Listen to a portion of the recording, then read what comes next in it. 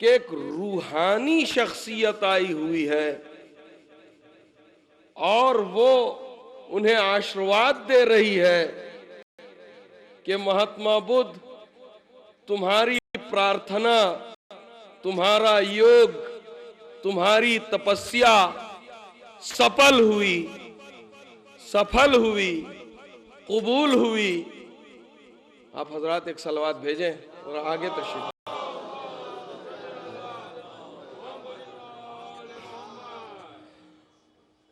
तुम्हारी तपस्या, तुम्हारा योग सफल हुआ और देखो तुम मेरे ही नाम की माला जपी करना और मेरा नाम एलिया है और अभी तुम मुझसे नहीं मुलाकात कर सकोगे, इसलिए कि मैं संसार के आखिरी जमाने में संसार के सबसे बड़े पवित्र इबादतगाह की फटी हुई दीवार के सामने बालक के रूप में मिलूंगा। और ये कह के उन्होंने एक चमकती हुई तलवार निकाली और गरजदार आवाज में कहा, देख महात्मा बुद्ध, मैं सिंह हूं, मैं शेर हूं, परमात्मा ने मुझे शेर बनाकर भेजा है। जा दुनिया को पापों और अपराधों से बचा और तुझे मैं अपना गोला और चेला बनाकर भेज रहा हूं। तवज्जो, गोला कहते हैं गुलाम को, चेला कहते हैं मुरीद को। यानी एलिया ने कहा, अगर रहबर बनना चाहते हो तो मेरे गुलाम बनकर रहो, हमारी गुलामी में तुम्हें रहबरी मिलेगी, बादशाहत मिलेगी। अब जो मैंने कल मैटर नहीं बयान किया, अब आगाज कर रहा हूं। अजीजाने गिरामी, मौलाए कायनात ने कहा, एलिया ने कहा कि मैं तुझे अपना, सकते में ना आइए, महवियत में आइए, चूंकि कुछ हजरात कल गैर मौजूद थे, लिहाजा कुछ बातें तशनाए समात रह गईं। मैंने इब्तिदाए मजलिस में कह दिया था कि ये मौजू बहुत ही कठिन है, बहुत ही दुश्वार है, लेकिन इसे सहल करके पेश करूंगा। और मैंने कल ये वाजे कर दिया था कि आप रहबर को देखें, रहरों को न देखें, कि रहबर का अकीदा क्या है। पूरी तवज्जो चाहता हूं अजीजान मोहतरम। तो क्या कहा, मैं तुझे अपना गोला और चेला बनाकर भेज रहा हूं, मैं तुझे अपना मुरीद बनाकर भेज रहा हूं। अब आपकी समाअतें कितनी बुलंद हैं और कहां तक आपका मुतालिया है, मैं देखूंगा। ये तो ख्वाब में मौलाए कायनात ने कहा, लेकिन हजारों साल के बाद भी महात्मा बुद्ध अपने एक मशहूर लक़ब से नामवर हैं। मशहूर लक़ब उनका, हर एक का मशहूर लक़ब है ना। हर एक इंसान अपने अपने लक़ब ही से पहचाना गया। हर एक मुनि, हर एक ऋषि, हर एक पैगंबर, कोई खलील तो कोई हबीब तो कोई नूह तो कोई कुछ, तो लक़ब से इनका भी, इस रहनुमा का भी लक़ब था साकी मुनि। तवज्जो चाहता हूं, क्या है? साकी मुनि। मुनि किसे कहते हैं? मुनि संस्कृत में कहते हैं रहबर को, पेशवा को, रहनुमा को। साकी मुनि, ये साकी की हकीकत को जरा वाज़े करूं और गौर तफाहुस के मैदान में राह तहकीक को जरा जूला किया जाए तो लफ्ज़े साकी की हकीकत सामने आए। अजीजान गिरामी, हिंदुस्तान की जितनी भाषाएं हैं, जितनी लैंग्वेजेस हैं, चाहे वो हिंदी हो, संस्कृत हो, मराठी हो, गुजराती हो, कोई भी जबान हो, ये सब जबानों के बोलने वाले काफ को काफ से पढ़ते हैं। जरा गौर करें आप, जरा जहनों को निचोड़े आप, पहुंच रहे हैं आप माशाअल्लाह। ये जितने भी जबानें बोलने वाले हैं वो काफ को काफ से पढ़ते हैं। अब यहां खुतबा उलमा सब मौजूद हैं, यानी काफे कुरैशत को काफे कलेमन से पढ़ते हैं। अगर कोई कहे, उनसे कह दो सादिक, तो वो सादिक नहीं कह पाते, वो कहते सादिक। उनसे कहिए साकिब, तो वो कहेंगे साकिब। अगर कहिए कसीम, तो वो कहेंगे कसीम। तवज्जो चाहता हूं अजीज़ान मोहतरम। अगर उनसे कहिए कासिम, तो वो कहते हैं कासिम। यानी सादिक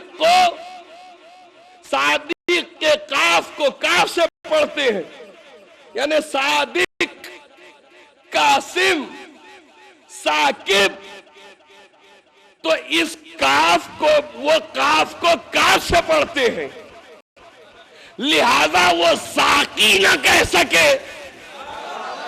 तवज्जो, साकी के बजाय उन्होंने कहा साकी। अब साकी मुनि समझ में आया। साकी मुनि उसे कहते हैं जिसे साकी कौसर ने अपना रहबर बनाकर भेजा।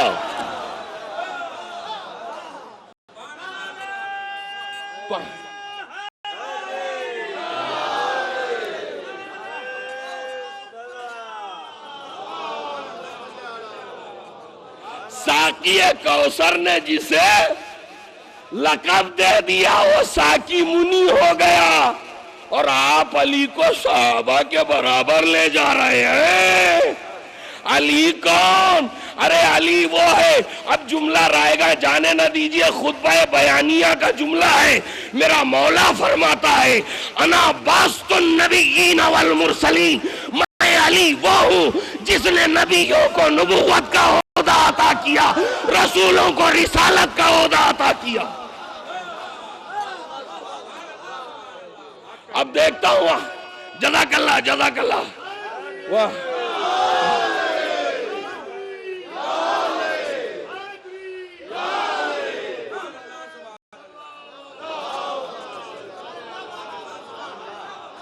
मेरा मौला फरमाता है, मैं वो हूं जिसने नबियों को नबूवत का ओहदा अता किया, रसूलों को रिसालत का ओहदा अदा किया। सहाबी कौन है? सहाबी वो है जो नबी की सोहबत का शरफ हासिल कर ले। अरे जो नबी की सोहबत का शरफ हासिल कर ले उसे सहाबी कहते हैं। जो इंसान को नबी बना दे उसे अली।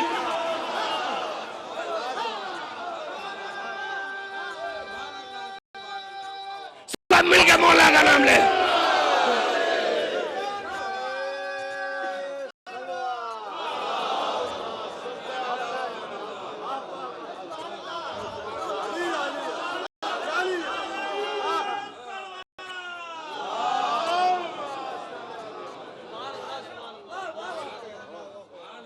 सहाबी तो नबी की सोहबत से सहाबी बनता है।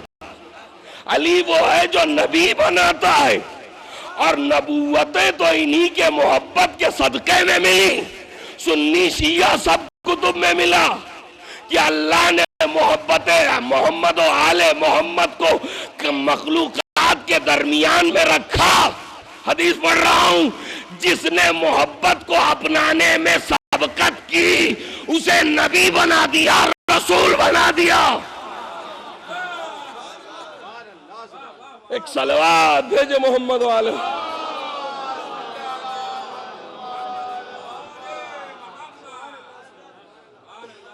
अब थोड़ा सा आगे तशरीफ लाइए। अब आप जितना मुमकिन हो सके मैं पढ़ूंगा, सेहत साथ दे। मैं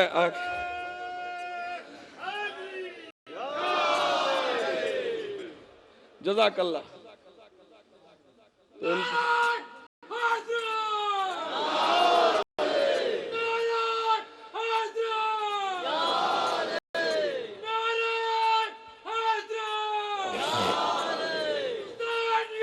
जिंदाबाद,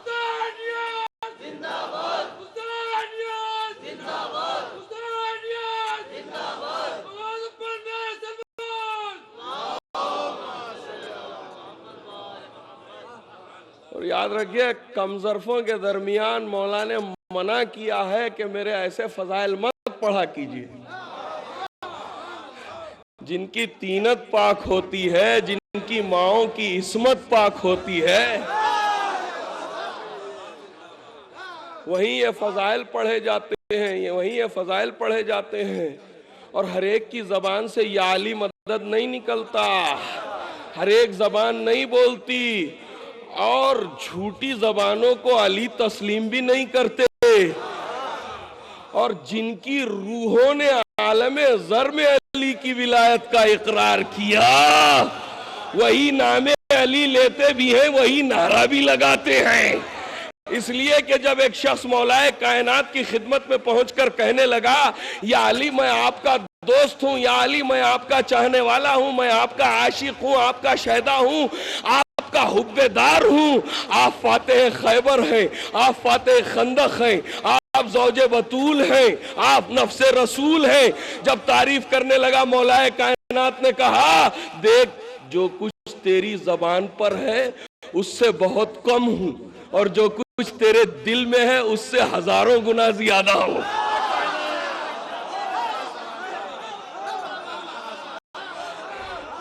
यानी अली दिल को देखते हैं, सिर्फ जबान को नहीं देखते।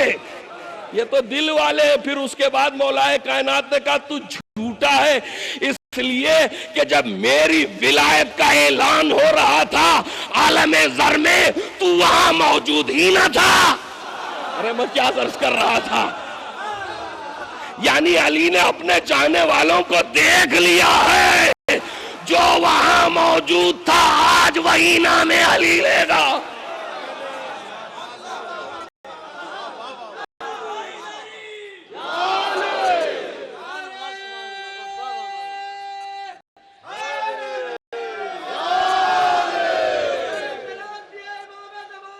जज़ाकल्लाह।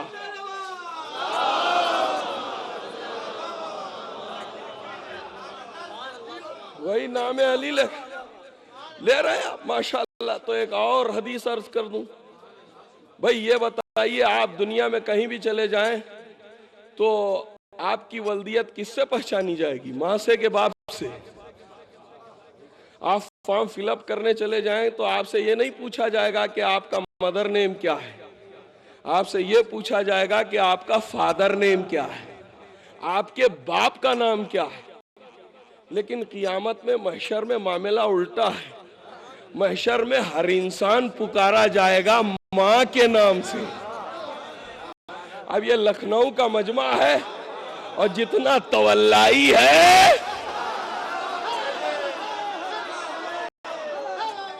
भाई दुनिया में बाप के नाम से तारुफ क्यों, आखिरत में माँ के नाम से तारुफ क्यों?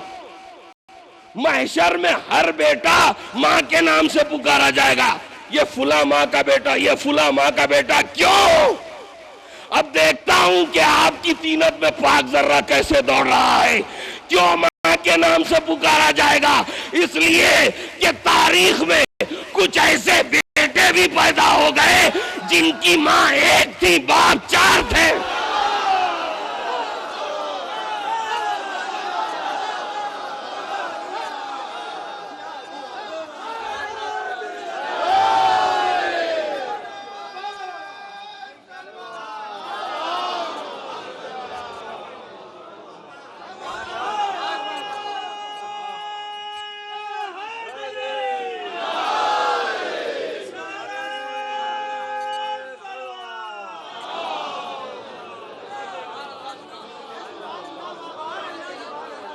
तारीख में कुछ ऐसे बेटे पैदा हो गए जिनकी मां बाप चार, वो कभी पोल खोल चैनल में सुनिए।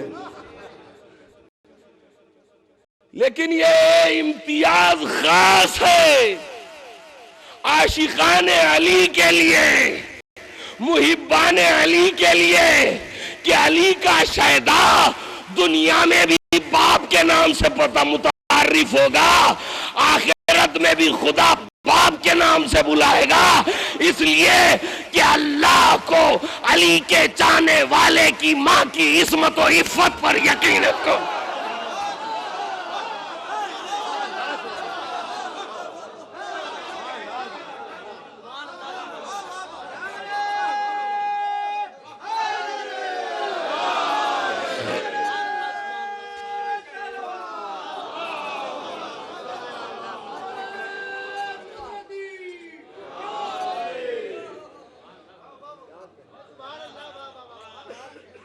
अली कौन? जो नबियों को मबूस करे, जो रहबरों को भेजे, जो पेशवाओं को भेजे, और भेजने के बाद उनकी वक्त पर मदद करे, उसे अली कहते हैं। तो महात्मा बुद्ध का क्या लक़ब था? साकी मुनि, साकिए कौसर का भेजा हुआ रहनुमा। जिसे अली ने भेजा हो वो अली को याद न करे। फिर बाज़ हज़रात सकते में है। मैं एक जुमला कहूं, कुरान ने कहा वले कुल्ले कौमिन हाद वले कुल्ले कौमिन नज़ीर।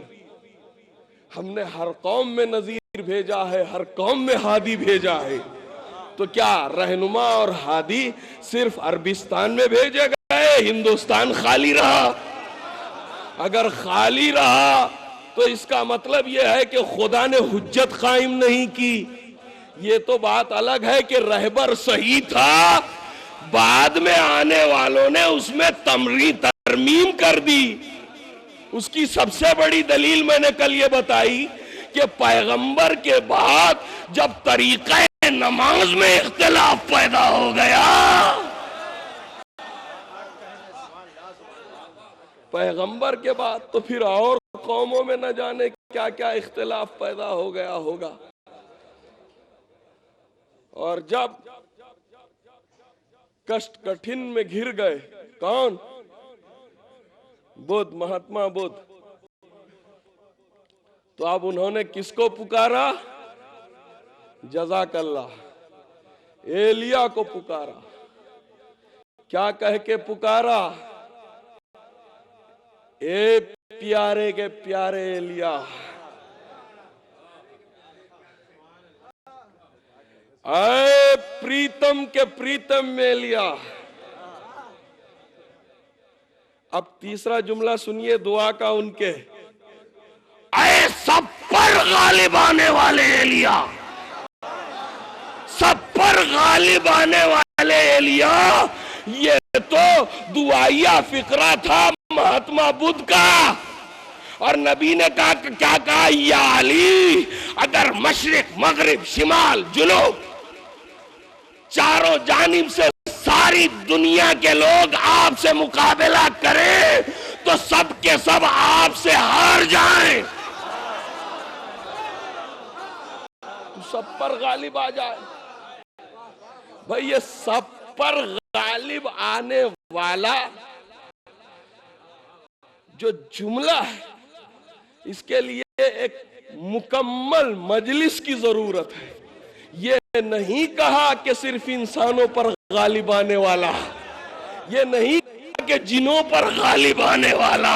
अगर ये कह दिया होता कि ये इंसानों पर गालिब आने वाला है तो फिर जुमला गलत ही हो जाता। इसलिए कि बेरुल अलम की जंग गवाह है, बेरुल अलम की जंग गवाह है, हजारों जंगे गवाह है। नूह की कश्ती पर, नूह की कश्ती को डुबो देने वाला फरिश्ता खुद गवाह है कि कोई मददगार आया था नूह का, कि जिसने मुझे कश्ती को डुबो लेने से हटा दिया, डुबो देने से हटा दिया। सब पर गालिब आने वाले एलिया, ए प्रीतम के प्रीतम एलिया, ये सब पर गालिब आने वाले एलिया, तू अपना जलवा दिखा, जलवा दिखा, चमत्कार दिखा, मोजा दिखा। तवज्जो चाहता हूं, परमात्मा से नहीं कहा कि तू नजर आ, एलिया से कहा कि तू नजर आ। अगर एलिया भी कुल्लन नजर आ जाता तो क्या मजाल थी कि वो जिंदा रहते। तवज्जो चाहता हूं अजीजान मोहतरम, इसलिए कि जब मूसा ने पुकारा था रब्बे अरनी, परवरदिगार तू मुझे नजर आ, तो अल्लाह ने कहा लन तरानी, तुम मुझे हरगिज हरगिज देख ही नहीं सकते। ये लफ्ज लन ने जो है बहुत सौ के अकीदों की दीवारों को ढा दिया है। लन का इतलाक, यहाँ अच्छे पढ़े लिखे हैं, पूरी पकड़ है अरबी और उर्दू पर, मुजारे पर होता है, हाल पर भी मुस्तकबिल पर भी। कुदरत कह रही है लन तरानी, अय मूसा ना तुम अब मुझे देख सकते हो, न कभी तुम देख सकोगे, ना अब ना कियामत में, ना अब दिखाई देगा अल्लाह, ना कियामत में दिखाई देगा। कुरान कह रहा हो, आप कह रहे हैं अल्लाह दिखाई देगा, तो आपका अकीदा तौहीद ही गलत है। मैं इससे ज्यादा अर्ज क्या करूं। तो जब वो दिखाई नहीं देगा तो कियामत में दिखाई कौन देगा? कियामत में तो खुदा का चेहरा ही तो दिखाई देगा, खुदा का मुखड़ा ही तो दिखाई देगा। तो हर जगह कौन दिखाई देगा? हर जगह अली ही दिखाई देंगे। अरे लवाए हमद लिए अली, महशर में अली, सिरात पा अली, कौसर पा अली, दरे जन्नत पा अली, जहन्नम में झोंकने वाले अली, हर जगह अली अली अली ही अली नजर आएंगे। अरे परवरदिगार, हम तो ये समझ रहे थे कि ये तो जजमेंट डे है, हमको क्या पता है कि जजमेंट डे अली डे है।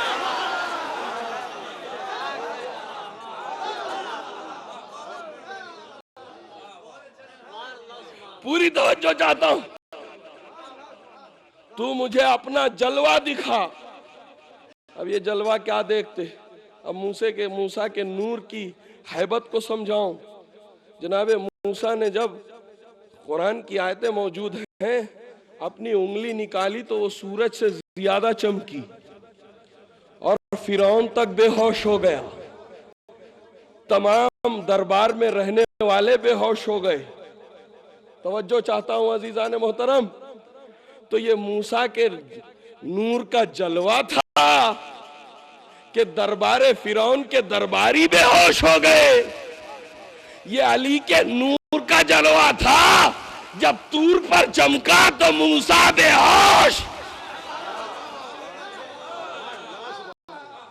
मूसा बेहोश।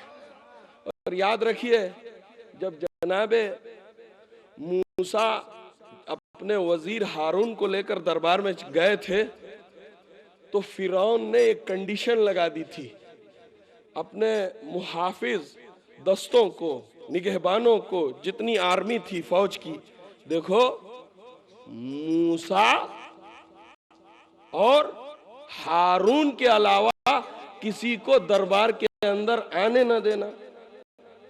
लोग कहते आप बंद कमरे में रहते हैं, अली मदद के लिए आ जाते हैं, बंद कमरे में अली मदद के लिए आ जाते हैं, कहीं से आप पुकार रहे हैं अली मदद के लिए आ जाते हैं। तवज्जो चाहता हूं अजीजान मोहतरम, ये कंडीशन रखी थी, सिर्फ मूसा और हारून को भेजा गया, लेकिन फिरौन चाहता था कि जनाबे मूसा को कत्ल करे। उसने इरादा किया कि उसकी नजर एक गोशे पर पड़ी। क्या देखा कि मूसा से पहले एक हैबतनाक नूरानी शख्सियत है और कह रही है ए फिरौन जानता है मैं कौन हूं, अगर तूने मूसा के कत्ल का इरादा किया तो मैं तुझे कत्ल कर दूंगा। ये कौन नूर था? सबने लिखा ये नूर अली इब्ने अबी तालिब।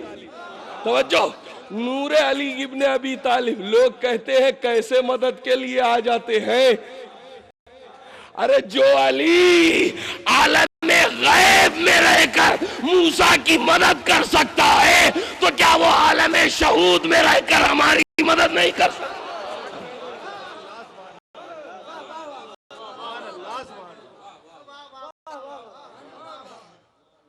आजा, क्या कहा? तू अपना जलवा दिखा और मेरी दस्तगीरी कर। एलिया मेरी दस्तगीरी कर, इसलिए कि तू शेर बबर है। अगर तू मेरी दस्तगीरी नहीं करेगा तो ये दुनिया की लोमड़ियां मुझे खा जाएंगी। ये दुनिया की लोमड़ियां मुझे खा जाएंगी। फिर क्या कहा? एलिया तुझे उस जात की कसम जिसका तू दस्तो बाजू है, यदुल्लाह है, उस जात की कसम, और उस जात की कसम जिसकी शक्ति तेरे अंदर मौजूद है। क्या कहा? उस जात की कसम जिसकी शक्ति, जिसकी कुव्वत तेरे अंदर मौजूद है, और इसी शक्ति से बना है शक्ति। वाह, बहुत जल्द समझ में आ गया। हम कुरान खोले या ना खोले, टीवी जरूर खोलते हैं, है ना? और आके कुरान पर नजर हो या ना हो, टीवी पर तो जरूर नजर है। कहा गया शक्ति से बना है शक्तिमान, और पूरा सीरियल चल गया, शक्तिमान सीरियल का। भाई शक्तिमान की सिफत क्या है, खासा क्या है? का इसका खासा ये है कि वो गिरते हुओं को संभालता है, गिरते हुओं को संभालता है। अरे बच्चे छतों से गिर रहे हैं, शक्तिमान पहुंच के संभाल रहा है। बच्चे दरख्तों से गिर रहे हैं, शक्तिमान संभाल रहा है। ठोकर खा के लोग गिर रहे हैं, शक्तिमान संभाल रहा है। ट्रेनों में लोग मिलने वाले हैं, मिलकर मरने वाले हैं, शक्तिमान पहुंचकर बचा रहा है। अब बच्चों ने समझा कि ये सीरियल का शक्तिमान हकीकी शक्तिमान है, लिहाजा आए दिन आपने खबरों में पढ़ा कि सबने शक्तिमान का नाम लिया और कूद पड़े। बच्चे समझे कि सीरियल का शक्तिमान बचा लेगा, आर्टिफिशियल शक्तिमान संभालने वाला नहीं है। ना आर्टिफिशियल शक्तिमान बचाएगा, ना आर्टिफिशियल खलीफा बचाएगा।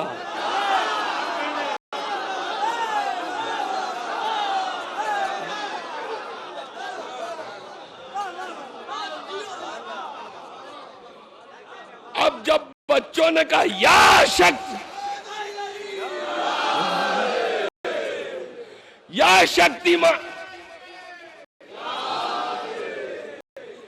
या शक्तिमान कह के कूदे, कूदने वाले मर गए। शक्तिमान, सीरियल का शक्तिमान। तो जितने ये आर्टिफिशियल स्टार्स हैं जो सीरियल में आ रहे हैं, स्टार्स, इनकी कला में और इनके किरदार पर अमल न कीजिए, इसलिए कि किरदार कुछ है, अमल कुछ है। स्टार सुपर स्टार उसको मानिए जो स्टार को अपने दर पर बुला ले।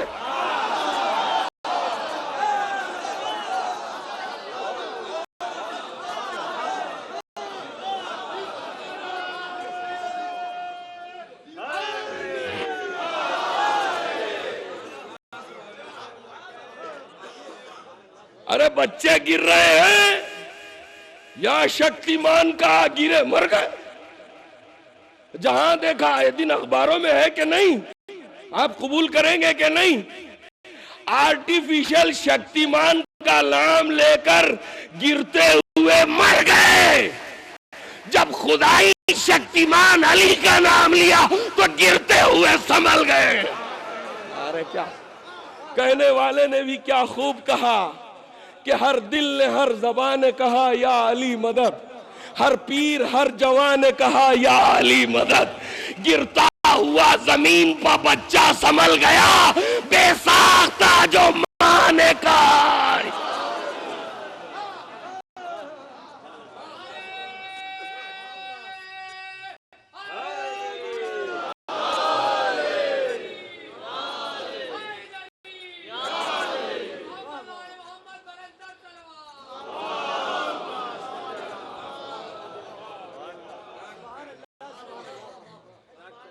एलिया तेरे अंदर, तुझे उस जात की कसम है जिसकी शक्ति तेरे अंदर मौजूद है।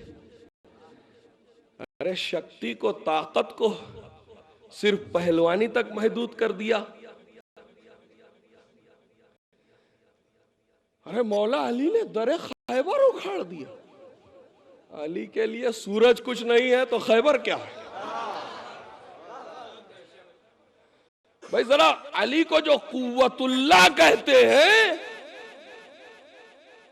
उसके मफहूम असल को समझिए कि मफहूम असल क्या है। शक्ति सिर्फ बड़ी चीज को उठा लेने का नाम नहीं है। कुव्वत और ताकत, कुव्वत और ताकत कहते हैं इख्तिदार को। अरे मैं क्या कह रहा हूं? कुव्वत और ताकत कहते हैं इख्तियार को, कब्जा और खुदरत को। अरे वही कुव्वतुल्लाह होगा जिसका इख्तियार सबसे ज्यादा होगा। अरे उसका इख्तियार कितना है ये मैं नहीं कहूंगा। हमारे बाज उलमा भी आजकल सिर्फ हमारे महाराजे कराम को बहैसियत फकीह मुतारिफ कराते हैं। बड़े फकीह हैं, बड़े मर्जे हैं, लेकिन कभी ये पहचानवाया कि उस मर्जे का कितना अकीदा है विलायत मुतलका मौलाए कायनात पर। अरे क्या सुन रहे हैं आप? अरे सिर्फ आपने एक सियासी कायद की हैसियत से, जहादी कायद की हैसियत से, मराजे की हैसियत से, मुकल्लद की हैसियत से समझाया कि वो क्या है, लेकिन उसका अकीदा क्या होता है वो तो कोई खुमैनी से पूछे। आयतुल्लाह खुमैनी बताइए अली किस बाइख्तियार हस्ती को कहते हैं? उन्होंने कहा अली उस वली ये मुतलक का नाम है। देखता हूं आपकी समातें कितनी बुलंद है।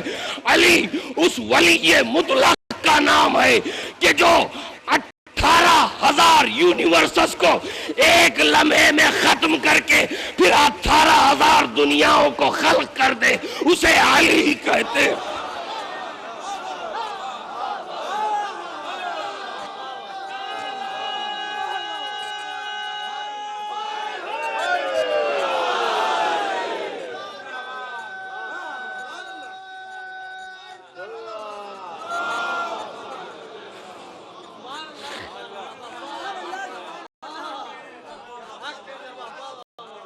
और किया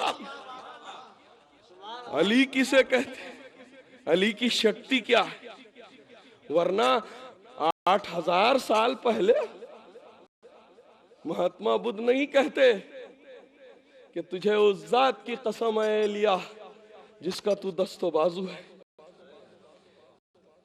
ये न कहते कि उस जात की कसम जिसकी शक्ति तेरे अंदर मौजूद है। अली को इतना बढ़ा दिया। अरे कभी नहीं सोचा, ये तो घटाने वाले ही हैं, अपने में यार पर लाने वाले। कभी नहीं सोचा कि उसका वली मुतलक इतना बाइख्तियार है, तो फिर उसे खल्क करने वाला खुदा कितना बड़ा मुतलक होगा, ना कितना बड़ा साहिब कुदरत होगा, जिसकी शक्ति तेरे अंदर मौजूद है। आ मेरी मदद कर, आजा, तूने वादा किया कि वक्त मदद मुझे पुकार लो, मैं जरूर आ जाऊंगा। फिर उसके बाद ये जुमला है महात्मा बुद्ध का, आ जाए एलिया, अगर तू ना आएगा तो मैं बर्बाद हो जाऊंगा। महात्मा ने खुलूस से कहा मैं बर्बाद हो जाऊंगा, एक ने दरबार में कहा मैं हलाक हो जाऊंगा।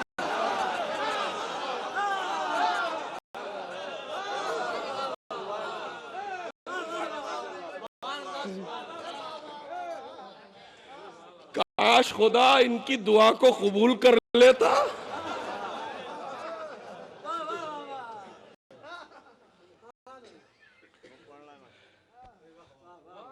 आजा, वरना मैं बर्बाद हो जाऊंगा। और फिर उसके बाद कहा, एलिया,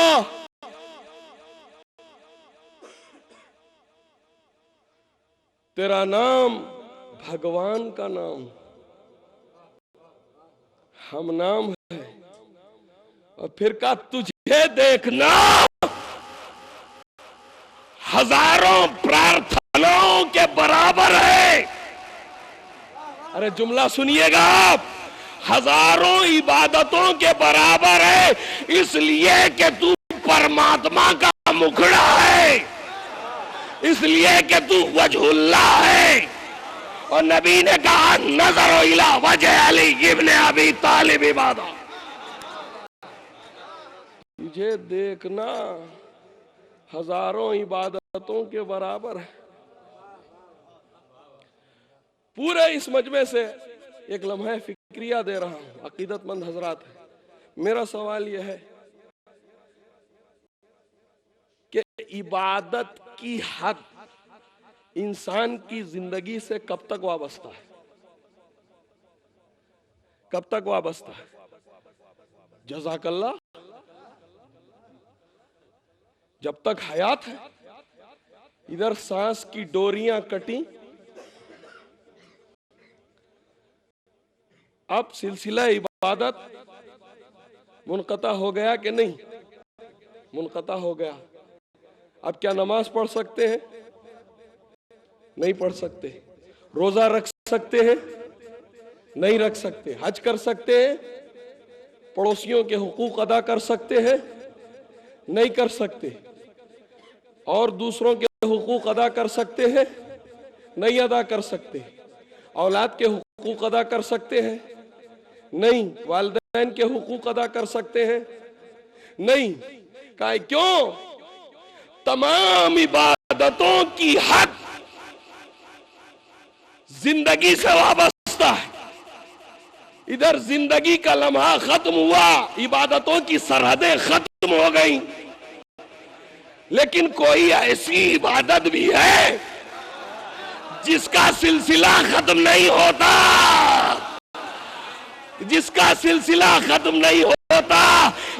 एक इबादत, कौन सी इबादत? दीदार अली इब्न अबी तालिब।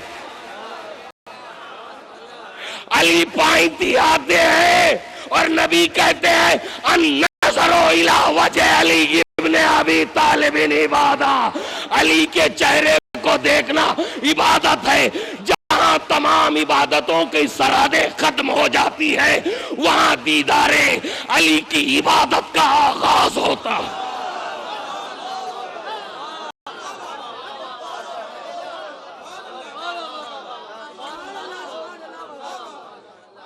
इसीलिए तो मर जाते हैं।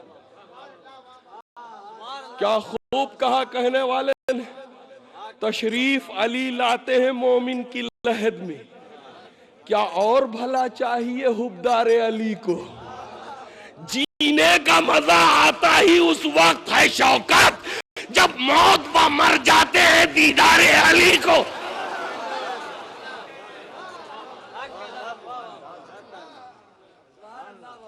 जब मौत पर मर जाते हैं दीदारे अली को। तो महात्मा बुद्ध ने क्या कहा, तेरा नाम भगवान का नाम, तुझे देखना हजारों प्रार्थनाओं के बराबर है, इसलिए कि तू भगवान का मुखड़ा। आ मेरी मदद कर। अब जुमले सुनिएगा। ऐ एलिया, तुझे तेरी मित्रिया का वास्ता, तेरे औलादे पाक का वास्ता, तेरे नामे पाक का वास्ता, आ जल्द मदद कर। अब ये मित्रिया क्या है, पूरी तवज्जो चाहता हूं भाई, यहीं तक पहुंचाना है और मेरी सेहत भी अब साथ नहीं दे रही है। पूरी तवज्जो देखिए,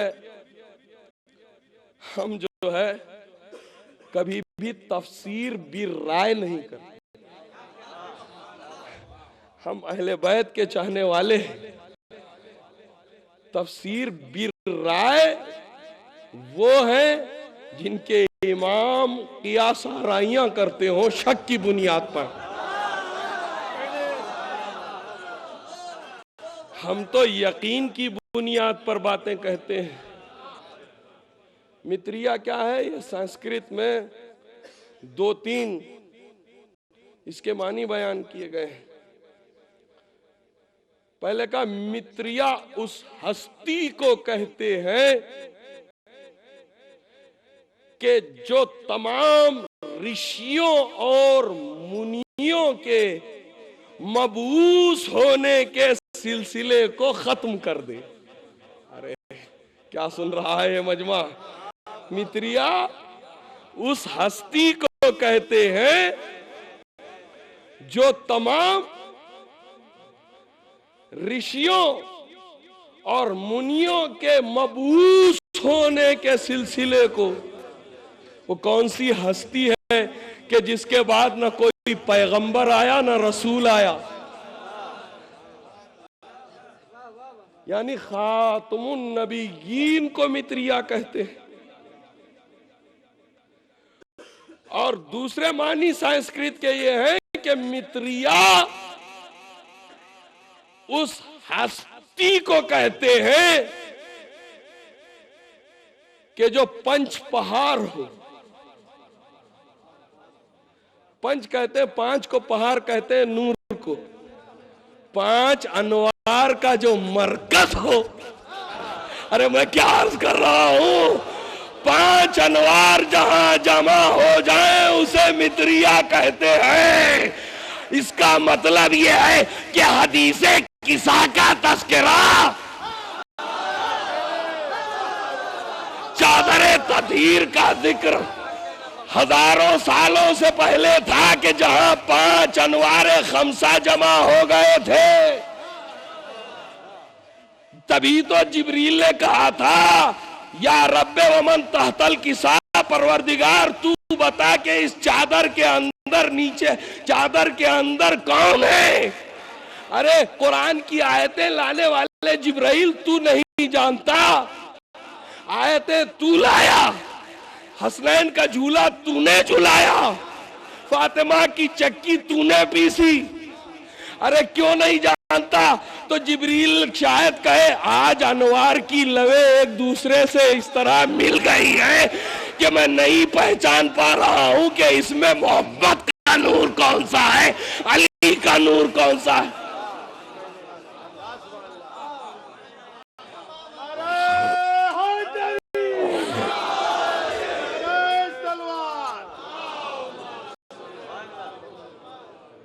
और किया न सिर्फ महात्मा बुद्ध ने कहा, अयोध्या के रामचंद्र जी ने भी यही कहा था ना कि एक राजाओं का राजा आने वाला है जो अपने नूर के साथ एक रोशनी लेकर आएगा और अपने साथ 5 कंगूरों का ताज लेकर आएगा। भाई हर जगह देखिए 5 5 5 5 ही का जिक्र है, 3 का जिक्र ही नहीं है।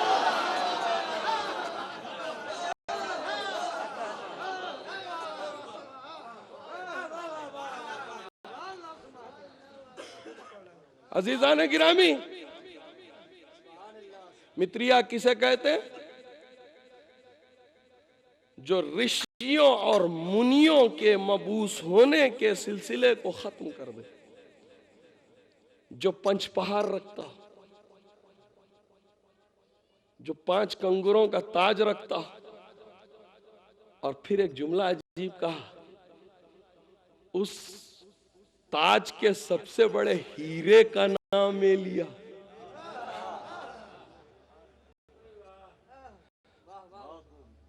तो 2 तफसीरें हो गई। अब मित्रिया किसे कहते हैं, अब सुनिएगा। संस्कृत में मित्रिया, पहले यह सुन लीजिएगा, जग किसे कहते हैं? जग ये पानी का जग, जज़ाकल्लाह। 2 जग कहते हैं। 2 जग के सुल्तान हुसैन इब्ने अली, सुनते आए ना। जग जग किसे कहते हैं? संसार को, आलम को, कायनात को, यूनिवर्स को। अब ये बात समझ में नहीं है, समझ में आ गई ना?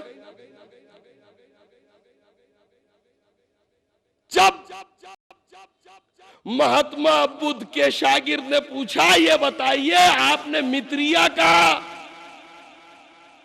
तो ये मित्रिया है कौन?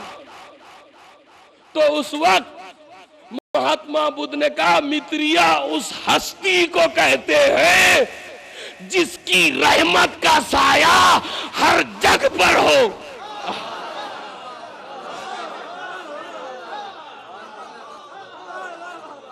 गौर किया? जिसकी रहमत का साया हर आलम पर हो। और पैगंबर का कुरानी और रहमानी खिताब क्या है?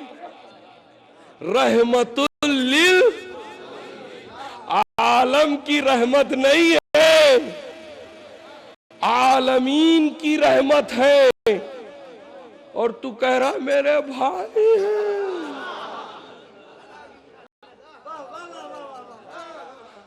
जब से जमाना है उस वक्त से रहमतुल लिल आलमीन। और तू कह रहा 40 साल के बाद पैगंबर, तो पैगंबर को अपने खलीफा के साथ क्रेन में उतारा, क्रेन से उतार रहा है। आ जाइए आप भी हमारे साथ आ जाइए। गौर किया आपने? यानी मित्रिया के मानी वो हस्ती जिसका साया, जिसकी रहमत का साया हर आलम पर हो, हर कायनात पर हो। और कायनातें हैं 18,000, अवालिम हैं 18,000। मेरी इस मेहनत के नुक्ते को रायगा न जाने दीजिएगा मैं किस मंजिल पर ले जा रहा हूं। यानी जहां जहां तक कायनातों की हुदूदें हैं, वहां तक मेरे मोहम्मद मुस्तफा की रहमत का साया है। मेरे मोहम्मद मुस्तफा की रहमत को महदूद नहीं किया जा सकता।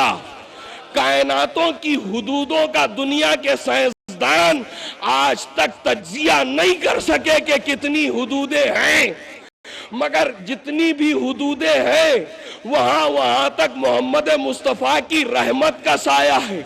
लेकिन क्या मोहम्मद मुस्तफा पर किसी की शफकत और मेहरबानी का साया है? अरे पासबाने काबा, किलीद बरदारे काबा, साकिए चाहे जमजम मुहाफिज रसूल, निकाह खाने खदीजा व मोहम्मद मुस्तफा, अबू तालिब की मेहरबानी और शफकत का साया मोहम्मद पर। अरे क्या सुन रहे हैं? अरे कायनात के तमाम हुदूद पर जिसकी रहमत का साया हो उसे मोहम्मद कहते हैं, और मोहम्मद की जात पर जिसकी शफकत का साया हो उसे अबू तालिब।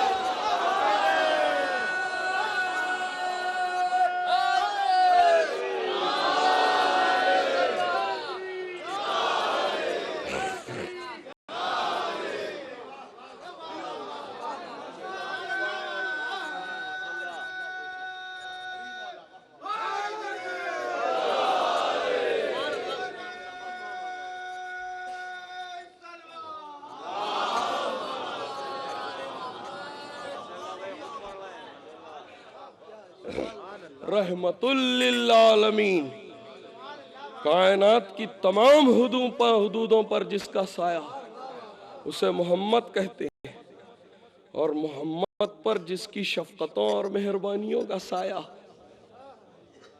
उसे अबू तालिब कहते हैं। आप कह रहे हैं काफिर? अच्छा, काफिर। मौलाए कायनात के पास एक शख्स आ गया, कहने लगा, या अली,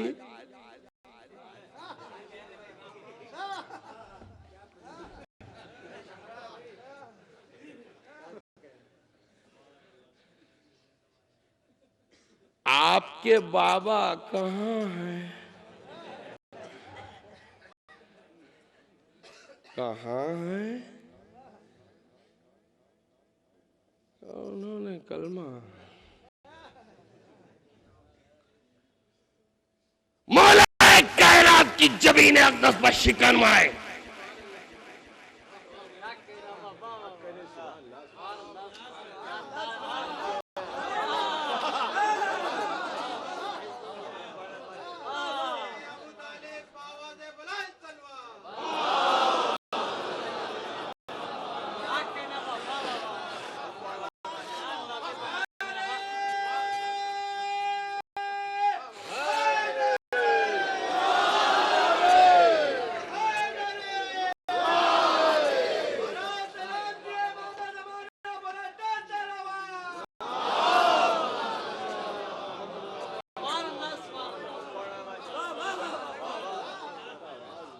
अबू तुराब की जबीन अक़दस पर शिकन आए।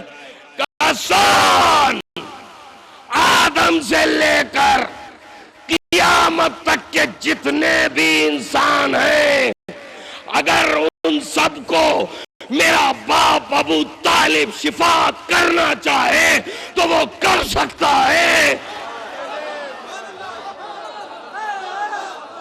शाफे महशर को काफिर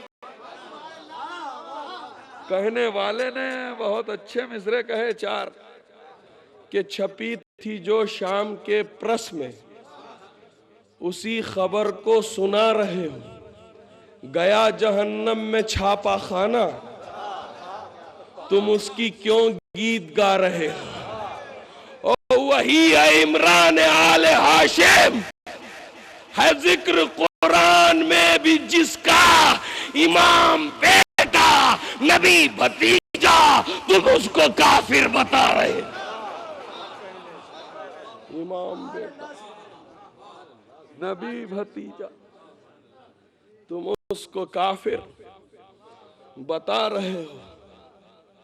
तो क्या तुझे तेरे मित्रिया का वास्ता, तेरे औलाद पाक का वास्ता, तेरे नाम मुतहर का वास्ता, औलाद पाक का वास्ता, तू मेरी मदद कर। जब मेरी मदद, अपनी मदद की गुहार लगा चुके शागिर्द ने जब पूछा मित्रिया कौन है, का मित्रिया वो है जो मुनियों और ऋषियों के सिलसिले को खत्म कर देगा, जो पंचपहार होगा, और उसके ताज का सबसे बड़ा हीरा जिसका नाम एलिया है, और उस ताज के 2 मोती होंगे,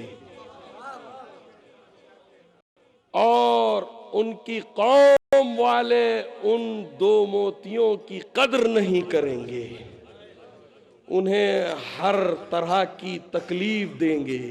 एक सब्ज मोती होगा, एक सुर्ख मोती होगा। समझ गए आप? आंसू आपकी आंखों से रवां हो गए। खुदा सलामत रखे आपको।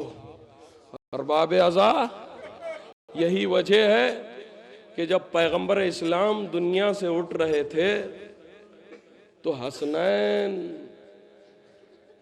नाना के करीब आए। जब करीब आए तो हसन और हुसैन को पैगंबर ने बगलगीर कर लिया और बीबी ज़हरा गौर से देख रही थी कि एक मर्तबा पैगंबर इस्लाम ने इमाम हसन मुश्तबा का मुंह चूमा। हुसैन का मुंह नहीं चूमा, गला चूमा। माँ देख रही थी। माँ ने तड़प के पूछा, बाबा आपने हसन मुश्तबा का मुंह चूमा और मेरे हुसैन का गला क्यों चूमा? रसूल तड़प गए, बेटी फातिमा, मेरा हसन अरे ज़हर दगा से शहीद किया जाएगा, मुंह से इसे जहर दिया जाएगा, मगर मेरा हुसैन अरे कुंद खंजर से करबला में शहीद किया जाएगा। और वो वक्त भी आ गया कि मैं इमाम हसन मुश्तबा के कलेजे के टुकड़े कट कट के तश्त में गिरने लगे। इमाम हुसैन ने देखा कि एक तरफ से मुंह से कलेजे के टुकड़े कट कट के गिर रहे हैं और आंखों से आशिकों का सील रवा है। तो इमाम हुसैन ने इमाम हसन से कहा, भैया आपको क्या जहर ये जहर हलाहिल की मुसीबत ज्यादा है? तो इमाम हसन ने कहा, भाई हुसैन मुझे अपनी मुसीबत से ज्यादा तुम्हारी मुसीबत याद आ रही है। मैं अपने गम में, मैं अपनी तकलीफ पर नहीं तुम्हारी मुसीबत पर रो रहा हूँ। ए भैया, इस वक्त तुम मौजूद हो, लेकिन जब तुम घोड़े से गिरोगे वहां कोई मौजूद ना होगा।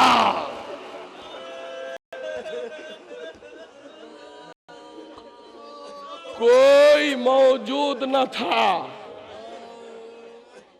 जब हुसैन घोड़े से गिरे, मुझ में ताकत नहीं है ज्यादा मसाइब पढ़ने की।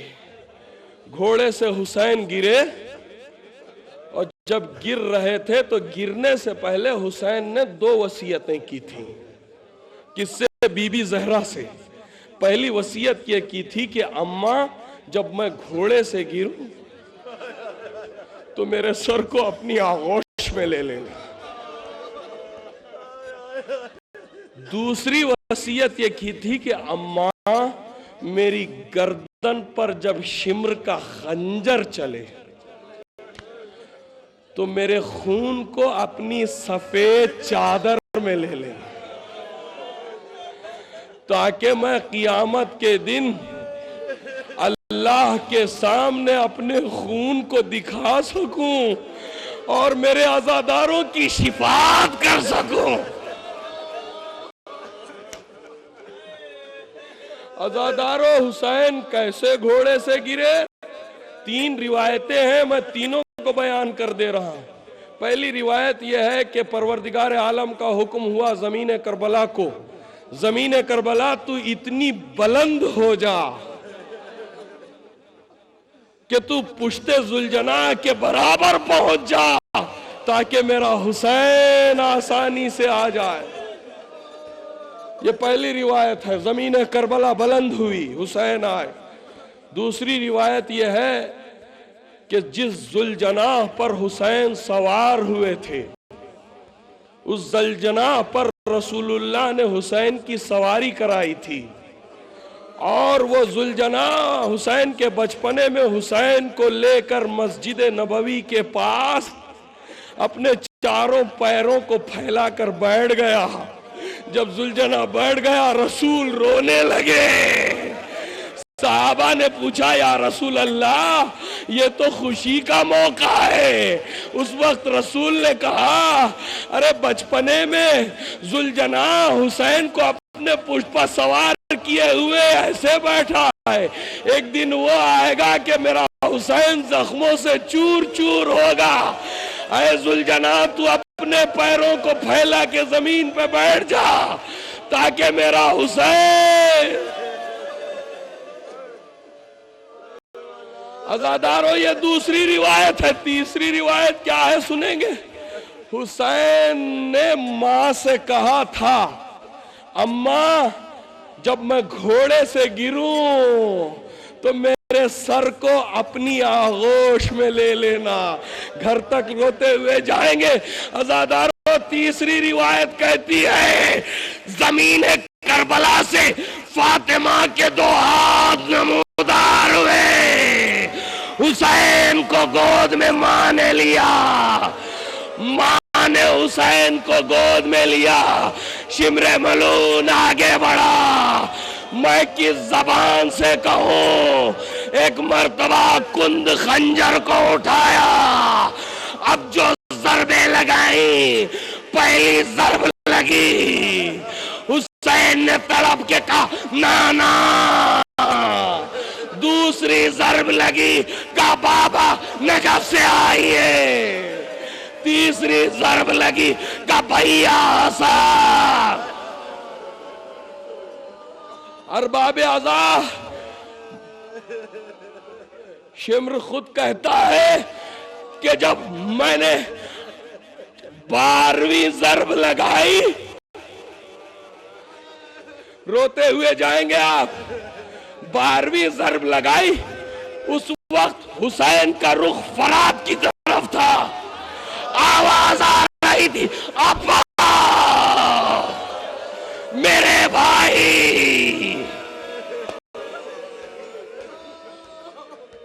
बस रो चुका, गिरिया हो चुका। मगर हुसैन ने क्या कहा था अम्मा अम्मा मेरे खून को अपनी सफेद चादर में ले लेना। शिम्र खुद कहता है साहिब तौज़ीह आज़ा लिखते हैं मैंने 12 जरबें लगाई। जब मैं जरब लगाता था तो हुसैन की गर्दन की रगें कटती थी, खून बुलंद होता था लेकिन जमीन पर गिरता नहीं था। मैंने पूछा यबना रसूल अल्लाह रगें तो कट रही है, खून फव्वारे के मानिंद बुलंद होता है मगर जमीन पर नहीं गिरता। हुसैन की आवाज आई थी ये शिर तू अंधा है जरा दाई जानिब देख।